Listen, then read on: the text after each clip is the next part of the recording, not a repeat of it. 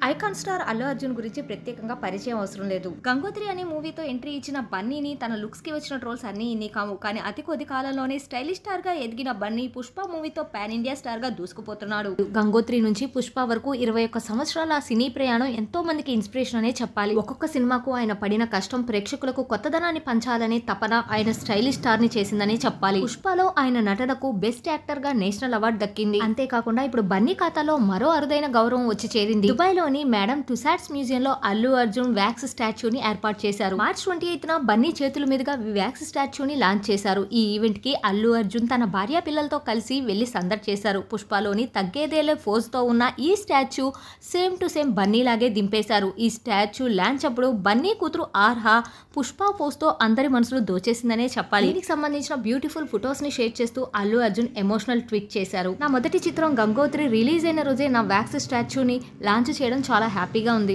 నా 21 సంవత్సరాల సినీ ప్రయాణం మరపురానిది. ఈ ప్రయాణంలో నాతో పాటు ఉన్న ప్రతి ఒక్కరికి నేను కృతజ్ఞుణ్ణి అంటూ ఎమోషనల్ పోస్ట్ చేశాడు అల్లు అర్జున్. అలాగే అల్లు అర్జున్ 15 సంవత్సరాల క్రితం ఆ మ్యూజియం ని విజిట్ చేసి అక్కడున్న వ్యాక్స్ స్టాచ్యూలతో కొన్ని ఫోటోలు దిగాడట. ఇప్పుడు అదే ప్లేస్ లో తన స్టాచ్యూ ఉండడం చాలా హ్యాపీగా ఉంది అంటూ కొన్ని బ్యూటిఫుల్ మూమెంట్స్ ని షేర్ చేసుకున్నాడు అల్లు అర్జున్.